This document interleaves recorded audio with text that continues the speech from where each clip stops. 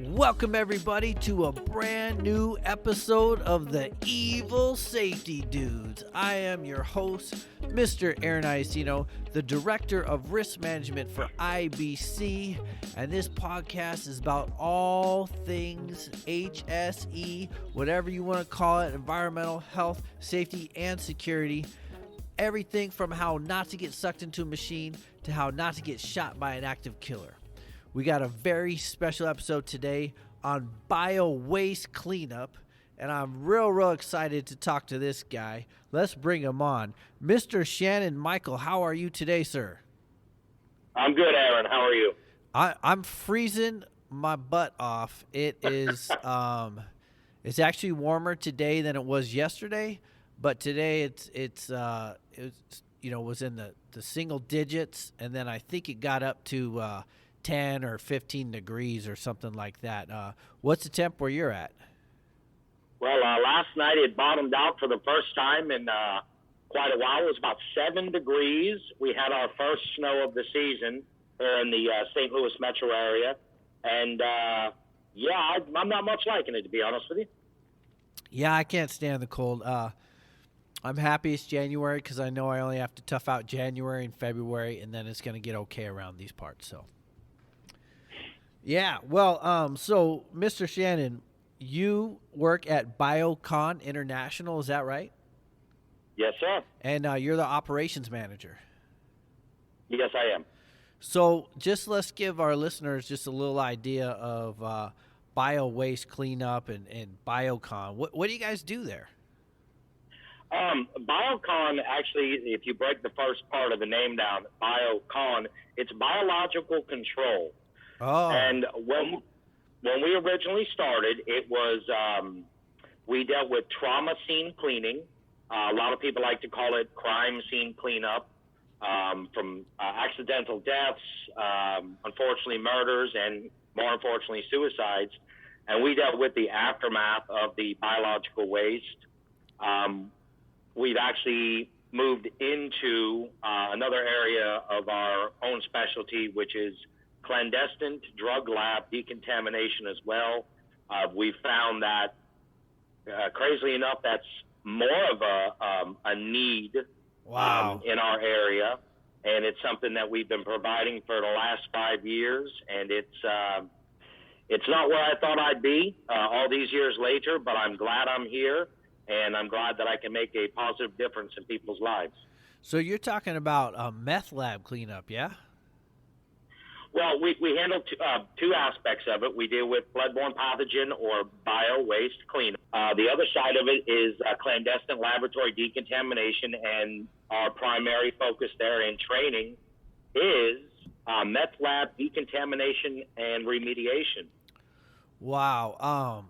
Just a billion questions coming to mind with those two jobs because, as an employee safety and security podcast, I'm just thinking about you and the people that work there, and just the first thing you mentioned with the bloodborne pathogens.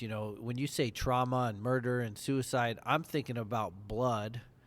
I imagine there might be some other bodily fluids. But what's some of the PPE you guys are wearing for that type of work? The two almost go hand in hand. Your standard protocol, even if it's just and we've done small blood spills. The protocol, and I've heard you say this before, we use universal precautions, and I live my life, and we run the business by the 1% chance. If there is a 1% chance that something can be gained, whether it be a disease or a virus from it, we handle everything in that manner. Yes, bloodborne pathogens, it's kind of amazing. When I got into dealing with bloodborne pathogens, I think my eyes are really opened, and I'll give you a little background on me. I worked for a private military contractor many years ago, and because of my previous experience with dangerous hazmat and biological origins, I did some work with the World Health Organization and Doctors Without Borders, and I actually did a actual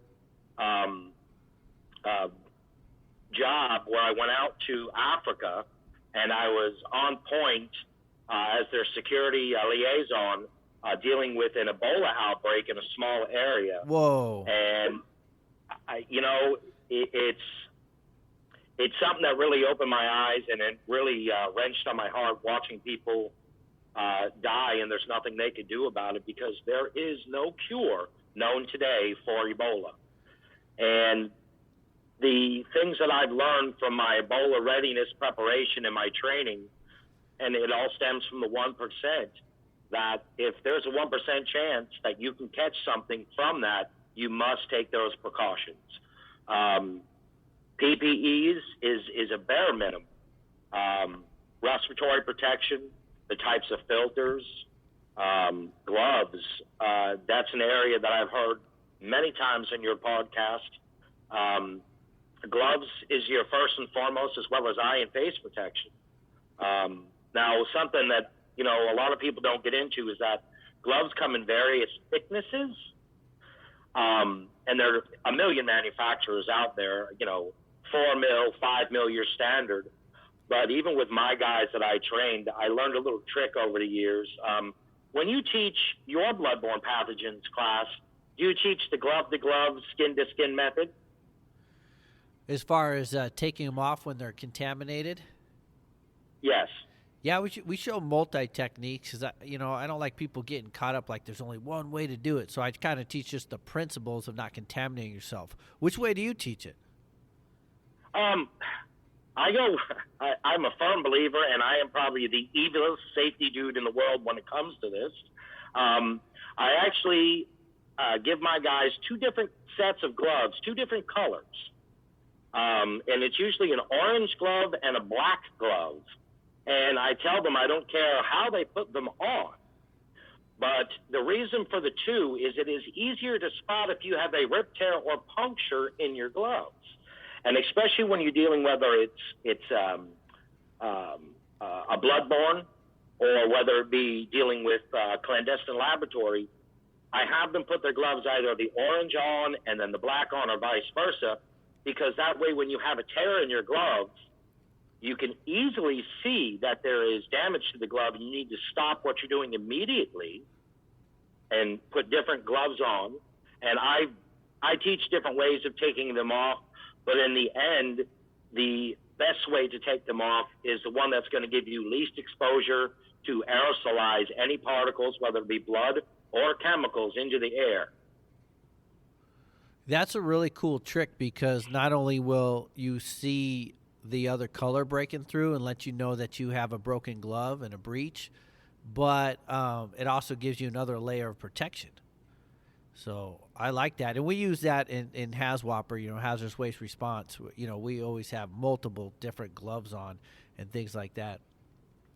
But yeah, I definitely like what you're teaching, the least way to exposure. And I especially like what you said about the aerosolized thing, because one of the things that I'm, an evil safety dude on as well when they're taking off gloves is the whole flicking thing. These gloves are tight, and when they take them off, some students, they have like a rubber band stretch release kind of slap thing going. And, I joke because there's no blood in the training. And I say, wow, you just sprayed me with blood. And sometimes they don't even realize that they could do that by taking them off improperly. Have you noticed that as well?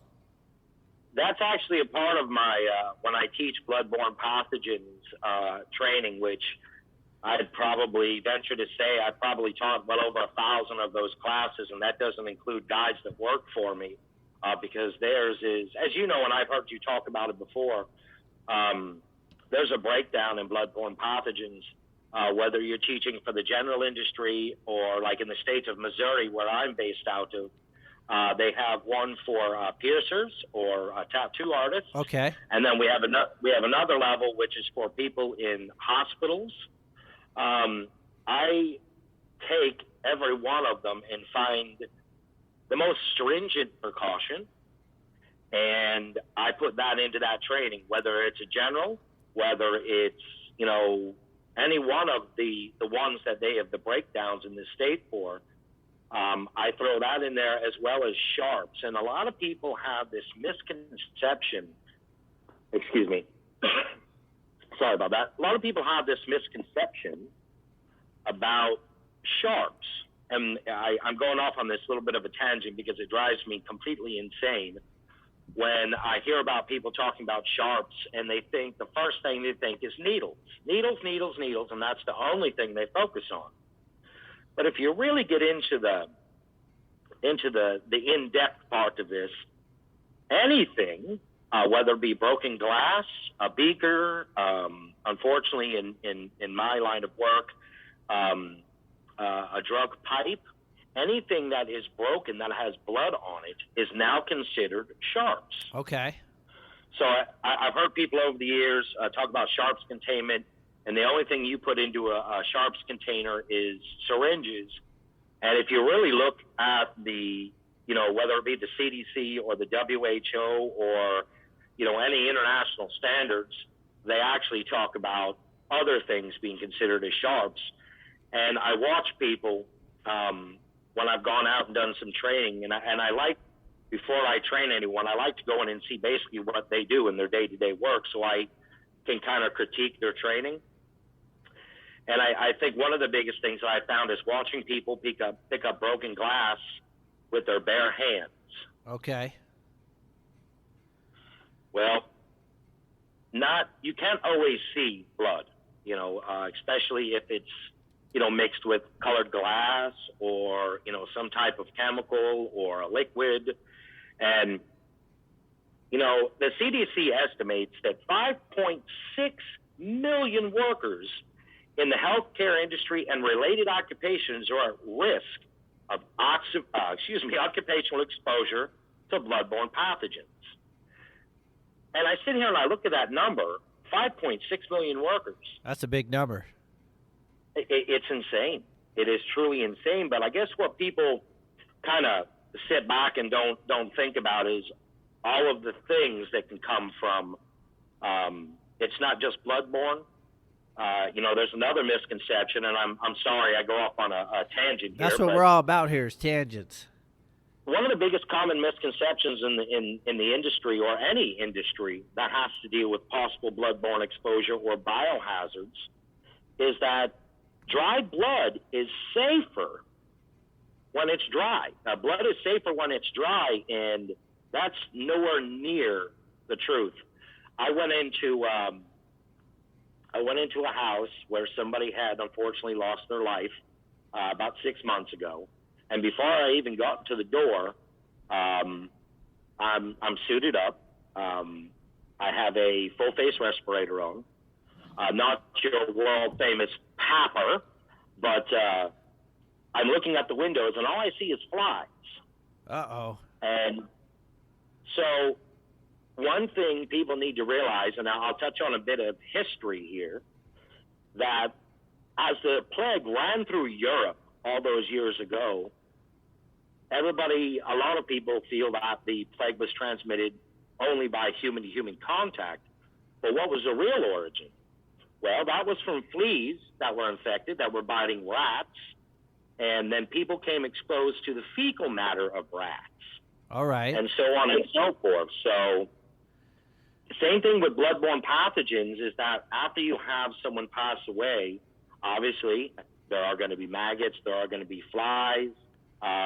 We've come into one instance where one entire wall of this house was covered in mosquitoes. So again, I've gone off on a tangent here about the many different ways that bloodborne pathogens, can be transmitted. So I wanted to ask a question about that because you're talking about, wearing respirators, and I assume it's like an air purifying respirator, cartridge filter type, into cleaning up, trauma scene with blood.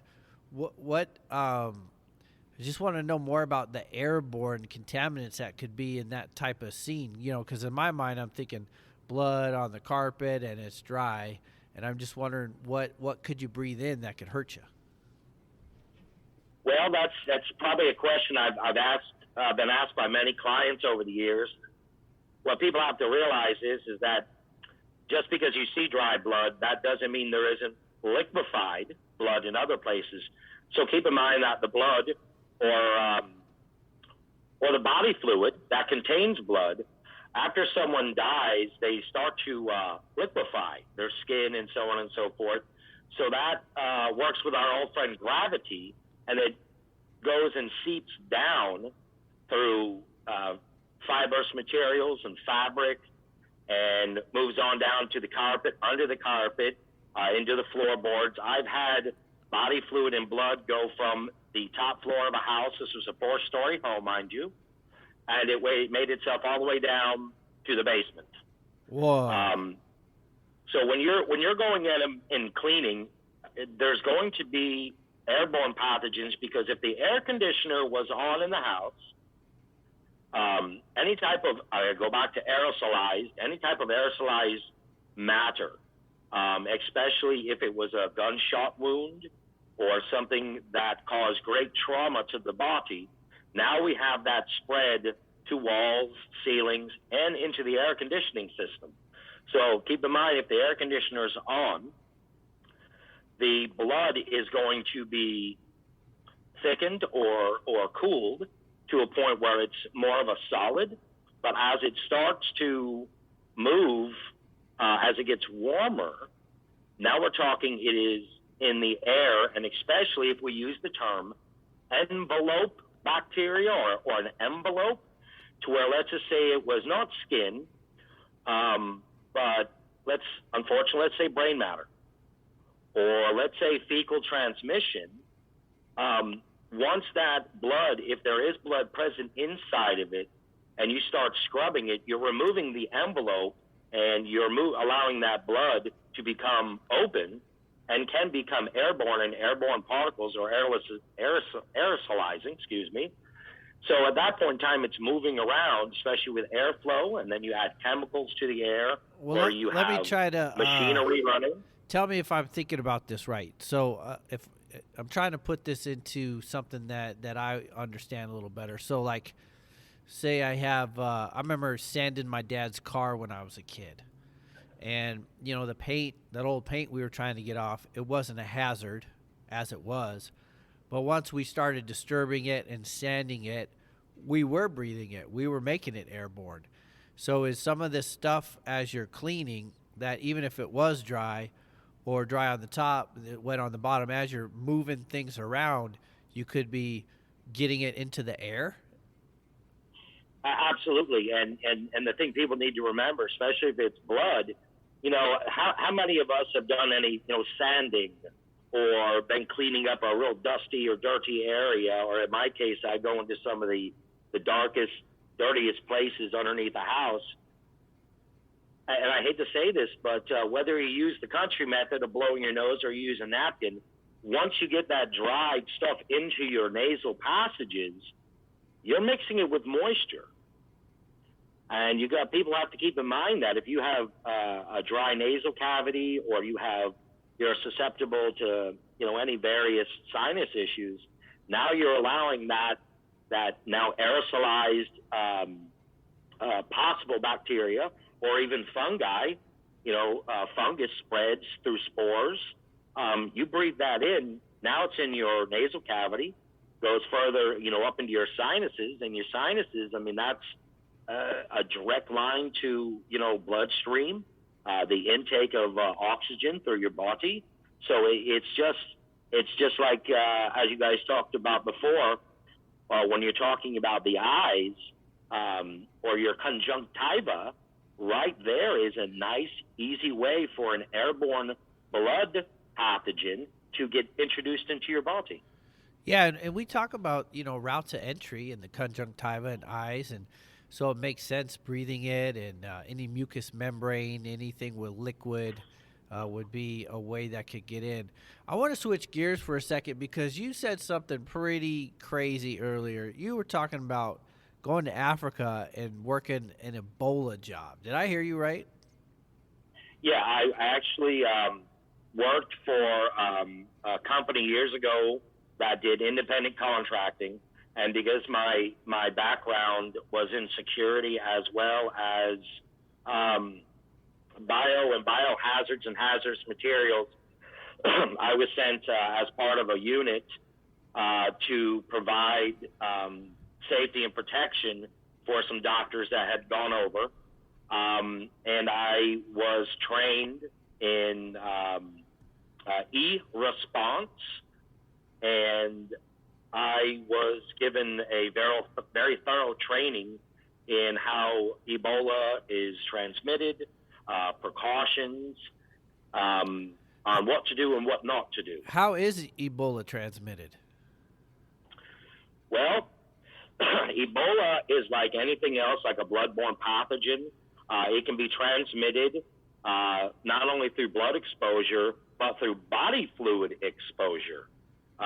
We can go into half a dozen different types of, whether it's saliva, semen, vomit, feces, urine, which every single one of those are present when somebody is dying of Ebola. Wow. Because it basically kills you from the inside out.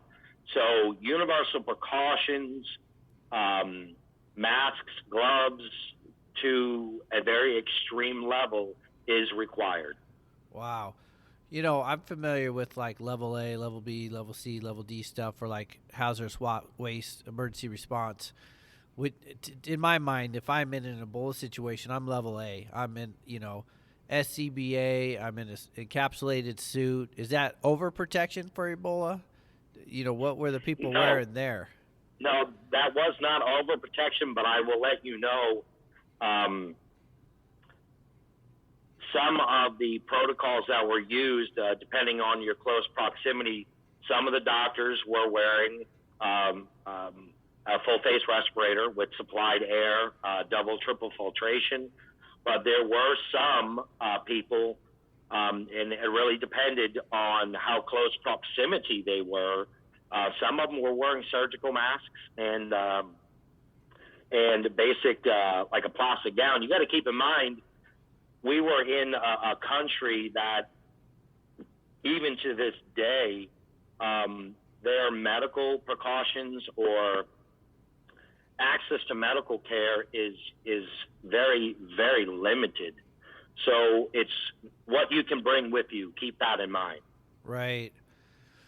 Wow. Yeah, that seems like a super intense case, working actual Ebola cases. Now, I didn't plan to go this direction, but you were talking about you had a security pass. I wasn't aware of that. You okay talking about that? A security background? Yeah, I've got many, many years in various aspects of security, whether it was physical security. I actually worked for some time for a company called Blackwater USA. Excuse me. I was a military contractor in the Middle East. That included with a lot of private training I received over the years. It was very interesting, the training that you received, whether it was here in the United States and me being originally from Ireland, how many different things you can learn when it comes to security background or security training. I worked with diplomatic security. I worked with a helo unit that did diplomatic or emergency extractions. The list goes on and on. And a lot of that training that I received, I've modified and I've used personally and in business today. How did those two worlds collide? Because I'm in environmental safety and health and security as well, but I don't meet a lot of other people who have the security and the kind of safety background too. So how did your Blackwater and your biological control worlds crash? Oddly enough, it was just kind of happenstance, if that's even a word. I had met a fella that was a contractor, like myself, in the Middle East, and he transported various types of materials through through the company he worked for, which was, I believe it was USA Security Services. And one of the things he had talked about with me, we had a lot of time to talk because it was times I rode with him as a security escort, and he had talked about his experience prior military dealing with a CBRN unit, chemical, biological, radiological, and he said that there's a lot of opening in that area for somebody with my background. And as I further looked into it, there was people have no idea how security and bio or hazard actually goes together, because if we really think about it in its simplistic form, security, how do you keep those products secure? How do you keep these dangers secure? It's one of those things that, oddly enough for me, because I actually have an engineering education, it kind of brought me into it because I could utilize my background in engineering, my background in security, and actually grow my knowledge base, and it slid into biohazard and hazardous work as a safety protocol, designing and implementing systems to keep things of that nature secure. That makes sense. One of the first times they collided for me was kind of the whole terrorism, dirty bombs, things like that. Yeah. So now we got safety and security going together. So now the safety background with how to suit up in the proper PPE, but then now I'm learning but this is a crime scene and we have to preserve evidence, and so yeah, I mean, you're right. Those worlds do collide quite a bit, and it's cool to meet somebody else that they've collided with. Now, forgive me to just nerd out for a minute, because huge martial art, defensive tactics, self-defense guy, teach Krav Maga, own an MMA gym, stuff like that. For my day job, I get to train active killer response and get to train tasers and batons and police and military with SWAT and all that stuff. So I just nerd out on these kind of things, and just wanted to ask you a little bit about some of maybe the hand-to-hand combat, or some of the weapons training that you had, and just if you want to talk a little bit about that for a second. I had the fortunate, again, being from Europe, I've had the great experience, especially as a contractor in my early years. I had a great experience of meeting so many people that had all types of training in hand-to-hand combat. I have met guys from French military, guys that had spent time in the Legion. I have met guys, and one particular, gentleman I met, he was a part of Russian Special Forces. And he worked as a military contractor. Jiu-jitsu was, was one of the things that I spent some time training in, as well as a hodgepodge of different arts, and most of it was deflecting. But when we're talking, what I did was a little different from what your guys' training are, because military training is more so of basically putting your enemy to the ground to where he does not get up again. It's difficult because we, as contractors, we wanted to always deter any type of situation so you did not create a worse situation. We would use, I have to refer back to my years ago, to Mananop, which is a manufacturer that made PR-24s. PR-24 experience, or any type of baton experience, was something, or an an expandable baton, was something else that we tried to utilize to take an enemy to the ground, to remove weapons from him, whether it be a knife or a firearm. Every situation had to be handled differently because of what was going on. Not every fight that you get involved in is going to be exactly the same. not every fighter you're going to go against. If I can refer back to your early podcast where you talked about getting choked out when you signed up for a jiu-jitsu tournament, because Thanks for bringing you that were back not. up. And I laughed about this because I still laugh about it when I hear that podcast. That you weren't. It was, what was it called again? Was it the baseball technique? Yeah, he did a baseball bat choke, no gi style on me. Okay, so you know as well as I do that, not even with infinite knowledge. I mean, we had some spare time on our hands in different instances in the Middle East, and I didn't know you could take somebody down. I mean, some of these guys, this is stuff that they don't teach unless you are in their military. Different types of punches, hand locks. I had a guy, now I'm 5'7", 195 pounds, and I will tell you, the guy must have been 5'4". I used to laugh at him that he couldn't do anything, and I went at him, and he put me in a hand lock and took me to my knees in about 3 seconds. Wow! And I never want to experience that again.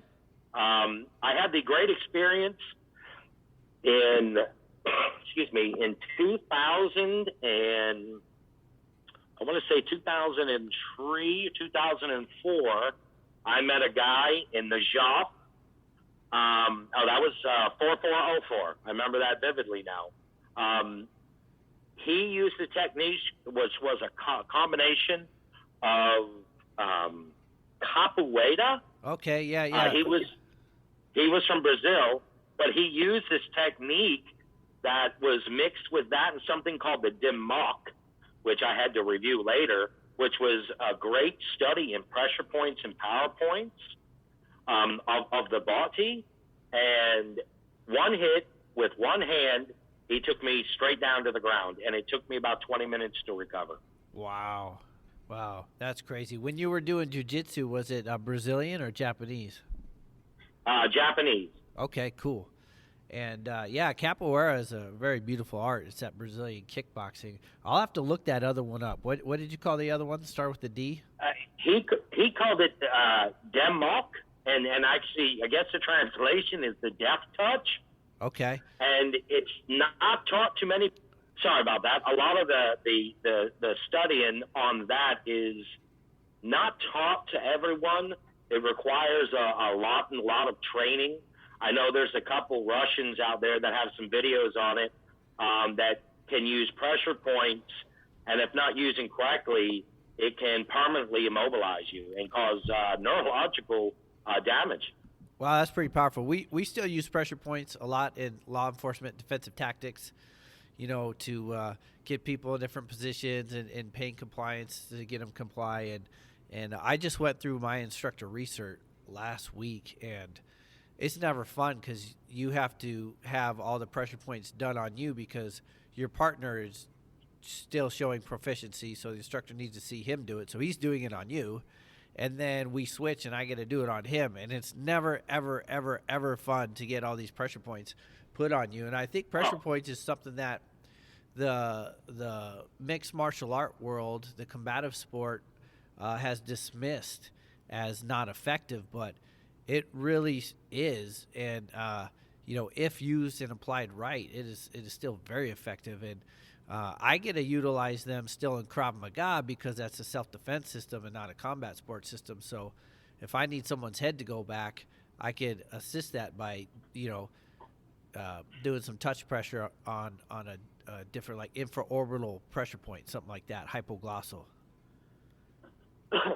Yeah, I can revert back to my training in the early years with PR-24s and ASPs, and even now, a lot of people don't realize this, that many law enforcement agencies, and even your security agencies out there, before they will even allow them to carry this equipment, they have to go through rigorous training. When I mean rigorous training, I thought when I went through the side baton training, the PR-24 years ago, I thought my arms were I went home later that day and I looked like I was bruised, I was beaten up. Some guys that I know that I've trained in bloodborne pathogens, They have to go through MACE or whatever they call it, SABRE training. Yeah. And they get videotaped getting hosed in the face. Yep. With this stuff, and they use that because a lot of people, when they get sprayed, they have no idea. Yes, they do. I hate to tell you, and I never want to experience that in my life. It's a non-lethal, kind of like tasers are non-lethal. It's different ways to de-escalate a possible very dangerous situation. But they all, I'll clear this up now, these guys go through that, getting sprayed in the face. They go through rigorous, like you had just mentioned, training with a PR-24, an expandable asp, any type of thing. They go through that. So they know what it's all about, and they know what can happen. There's that training that you talked about doesn't just go on how to do it, but tells you how not to do it, because there are points that are red zones or danger zones you don't want to even use, because that can inflict very possible death injuries.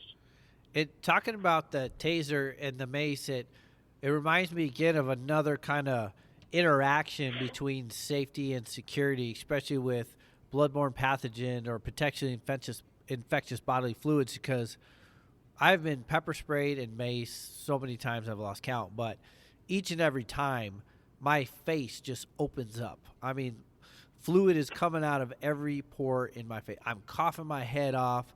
Nose is running like crazy. Eyes are watering like crazy. And if I'm dealing with a suspect that's going through that has some kind of communicable disease, all their fluids in their face are coming out. And then also on the taser, the last taser exposure I witnessed, when they pulled the probes out of the skin, the person bled very profusely. So, there is still a lot of that coming together of the biological contaminations and the security. So I think it does come together more than people would like to think. Yeah, a lot of people, and I hate to say this, I have experienced, I was in a gas station about a month ago, and there was a young lady in there. I guess she works for a bio cleaning company, and she was joking. Oh yeah, just went in, got it done real quick. Now I'm off to do something else, and I'm sitting here to myself, because as much time as I spent in research and understanding, I hate people to downplay things. I hate people to not really look at every angle of it. Like you talked about those needles on the end of those tasers.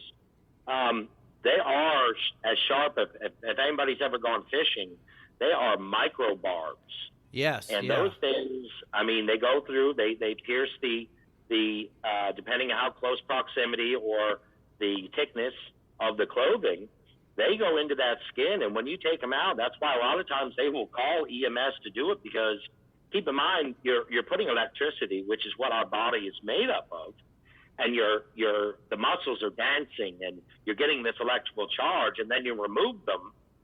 As those muscles start to shrink, blood's going to come out. I've had law enforcement officers over the past couple of years, especially with COVID. They ask, what's the best way to do this, best way to do that, and people don't realize, law enforcement out there has to deal with things that most people just don't comprehend. When we talk about COVID, we talk about coughing, we talk about aerosolization. If somebody has a sore in their mouth and, they open that up and they cough and it goes everywhere, people need to realize that bloodborne pathogens and, let me throw a statistic at you, if that's all right. Yes, we allow right statistics. Now, huh? Yes, we allow statistics on this show. I want everybody to realize this, that right now there are nearly 6 million people, 6 million people infected with hepatitis B and C. And hepatitis B is 100 times more infectious than the AIDS virus. And hepatitis C can survive outside the body at room temperature, for up to 3 weeks. Wow. So, here we go with, you get cut at work. Everybody I talk to, everybody I've ever trained, whether it's a paper cut or whatever it is, well, okay, yeah, that blood's dry, it's okay. But that statistic I just threw out to you, that, the blood may be dried, but hepatitis C can survive outside that body for up to 3 weeks. So if they had HIV, that might be dead after a certain amount of hours, but other viruses still may be active. Is that what you're saying? Yeah, well, now keep in mind, I've gone in and I've trained some guys, on protocols, or help them design protocols when it comes to, into jails or detention centers. So people got to realize one thing. Like, hospitals are cold for a reason. That doesn't kill germs and bacteria. It just helps them not to spread. But like I said earlier about if blood was aerosolized or body matter or anything of that nature becomes aerosolized, it gets into the air conditioning ducts. That low temperature, because you're closer to the air source, doesn't do anything other than keeps them dormant. So the minute you shut the air off, or you turn the temperature up, or you turn it on, now we're going from being dormant to where it was before. That makes sense. Just when things are cold, they don't move around as much. They heat up, they start getting more active. So that makes sense. Yeah, and again, we talked about, when we go into OSHA, and a lot of my training that I provide, and again, BioCon International, the international part comes from, we utilize not only, how like as well as I do with OSHA training, that OSHA says that, the training you provide must meet their standards or any other standards that are higher. And we utilize standards of an international base. So if Germany has got a higher standard on one protocol, we're going to use that standard. And anyone that knows any, and I'll throw the old OSHA out there, 1910.1030, when it comes to bloodborne pathogens, people need to realize that it's not as simple as I'm going to hit it with a mop and we're done. Right. So real quick on those international standards, I have heard that there's several European nations that their occupational safety and health standards blow ours out of the water. Well, no comparison. Absolutely no comparison, Aaron. Some of the standards I've reviewed, and I unfortunately don't have much of a life. When I'm not doing this, I do a lot of research, whether it's federal, state, local guidelines, because, of course, I have to meet not only local guidelines, state guidelines. Department of Natural Resources here in the state of Missouri has been a great help to me in providing me with documentation. But when you talk international standards, especially for bloodborne pathogens training, if your standard training here in the United States is an hour, theirs is going to be 3 hours. Wow. Because, they go into the training for not only, if you're going to be exposed to it, we want you to know how to clean it up. We want you to know every aspect of what you are doing, why you're doing it, and be able to transfer that training onto other people, especially if you're in a supervisory position, to let them know where they're at. They're training international standards. I don't use all of them, but I do use some of them, and it's insane how much more stringent. If people think here in the U.S. that OSHA is stringent, you better thank God you're not working in Germany or England or any other country. Wow. All right, totally just off the topic. Do you have any favorite fighters from Europe? Now, here we go. I don't know if you follow any of them. Now, you got to keep in mind, I'm an Irish Catholic from Ireland, so I'm going to have to say Conor McGregor. Yeah, there's nothing wrong with And that. Conor McGregor, Chucky Allah. But the funny thing is, with when it comes to that type of fighting, when I see these fights online or on the television, I just automatically go to bloodborne pathogens. It's sad. It's horrible. Yeah, you can't turn it off.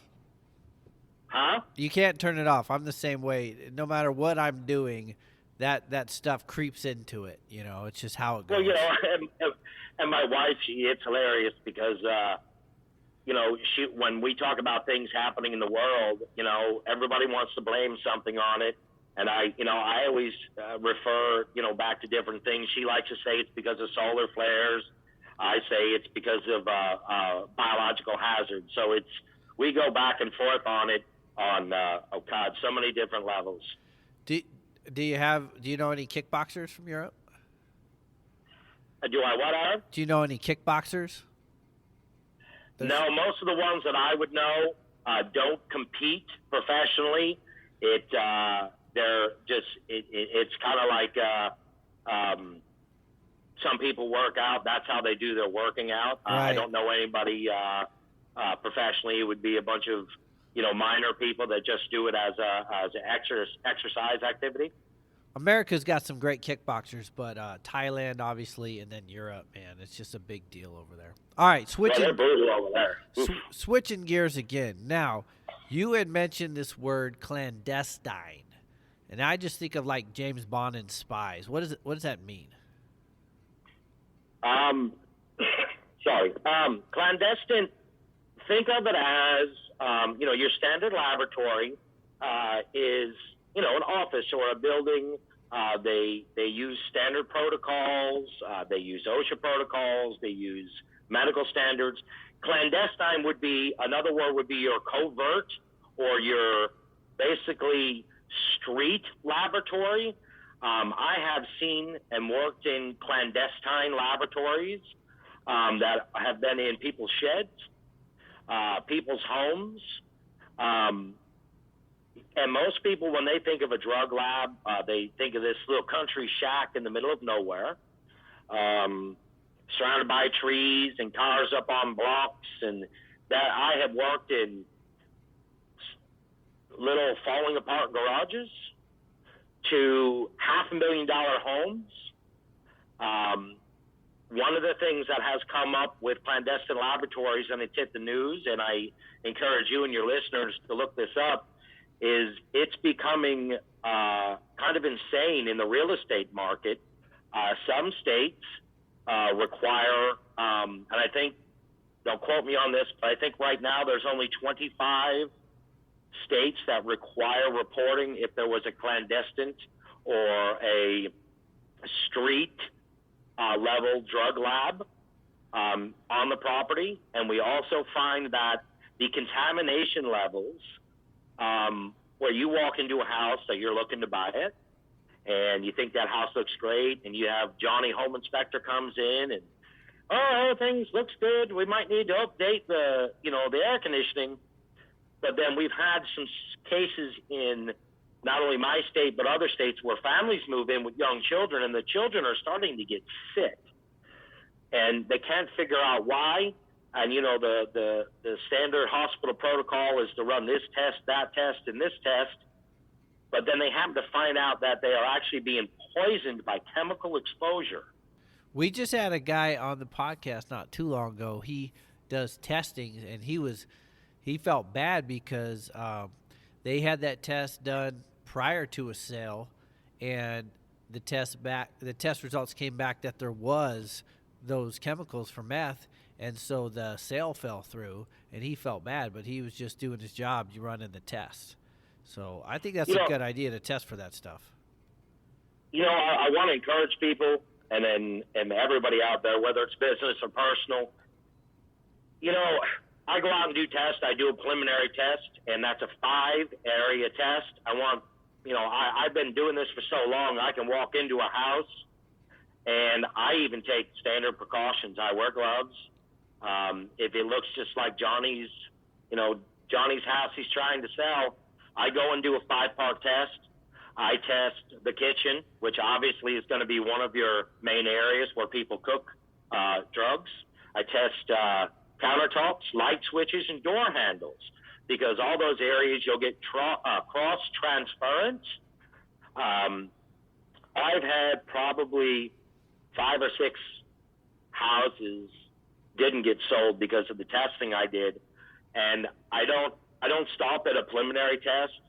If my preliminary tests show it, I'll do a more extensive test. I'll break out vials to take samples, and I'll ship them off to a laboratory and have them test them and come back with what the levels are.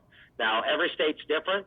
Some states have an acceptable, what they call microgram level of chemicals from a meth lab. Some states do not. In Missouri here, we are, I'm trying to work with DNR to, I do reports, I do testing to let people know. And I really feel horrible when I go out and I have a landowner ask me to test his house because he thought there was a meth lab in there. I feel horrible when I go in and test, and these numbers exceed the minimum level, and in some cases exceed the maximum level. And people got to realize that drug labs, drug makers or manufacturers that make drugs on the street or in these laboratories have zero care for who they're affecting, zero care of what drugs they're using. I mean, we're talking anhydrous ammonia. We're talking lithium batteries that have been peeled back. And there's no one set mixture. It's some of this and some of this and some of that, which if you know, and then like other people will know from being in the health and safety area, that there are chemicals that we've learned through HAZCOM that should never be mixed. And it's not only a respiratory danger, Aaron, it is also a health danger, because as they get more and more exposed to it, it builds up very toxic levels and can kill someone. Wow.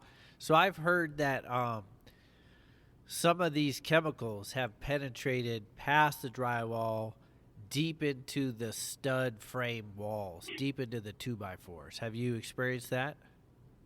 Oh, absolutely. I had one a couple months ago.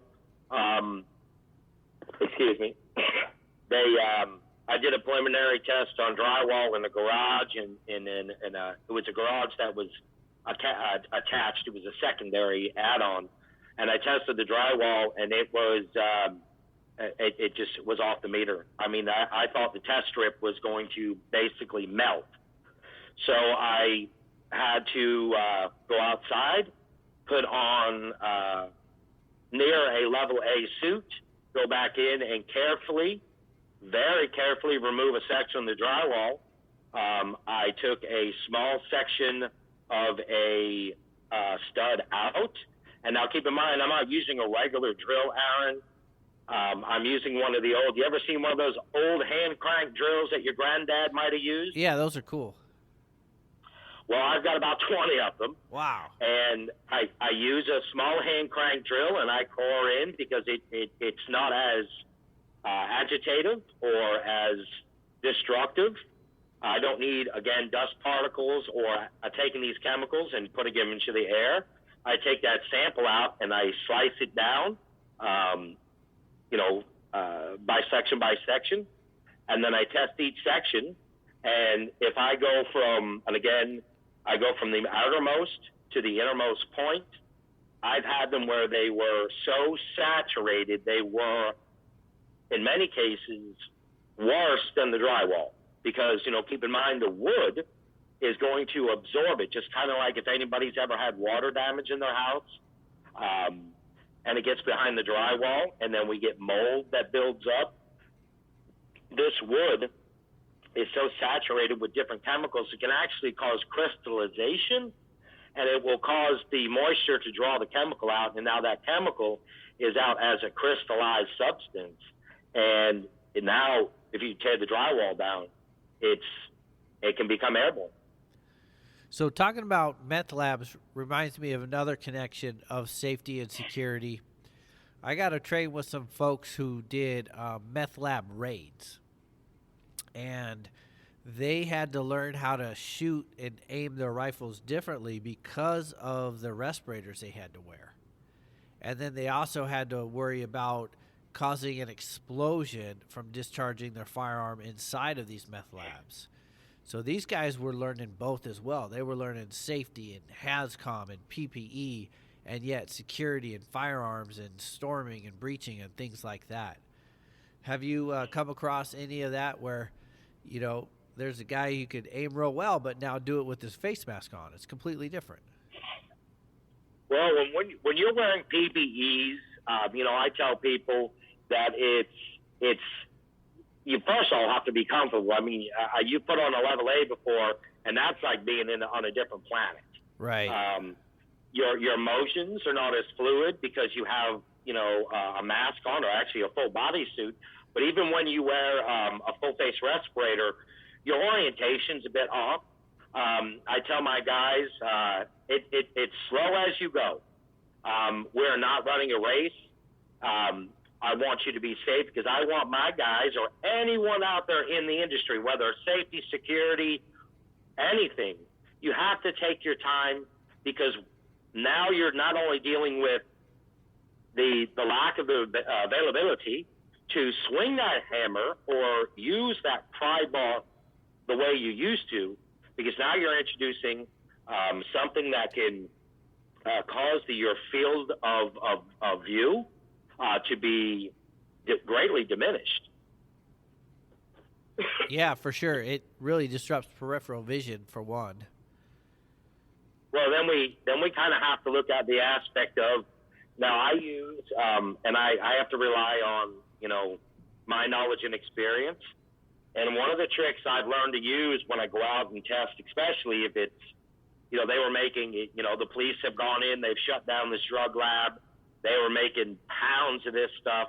I go outside and I take tests around the windows and around, ironically, the kitchen vent from the hood, and I will test that as a preliminary, and then I utilize a 4-gas meter that has a built-in pump, and I will run 20 feet of tubing into the house, and I will stay outside. Rule of thumb, when it comes to one of those meters, it is, for every foot, it is 1 second. Okay. So if I'm running 50 feet, I'm going to test for combustible materials, and people are like, oh, why are you testing for that? People don't realize how volatile when you mix chemicals, and this is, here we go back to HAZCOM. Don't mix chlorine, bleach, or bleach and ammonia, because now we just made mustard gas. So we know that because it's been documented. We know it through safety data sheets or MS data sheets, whatever you want to call it. So imagine going into an environment where these guys have no safety training, they have no background in chemicals or chemistry, and they're mixing chemicals at unknown amounts to unknown levels. It not only makes the air toxic, but everything that they touch is contaminated. So imagine going into that as a law enforcement officer or a firefighter or a hazmat guy. You have no idea what you're walking into.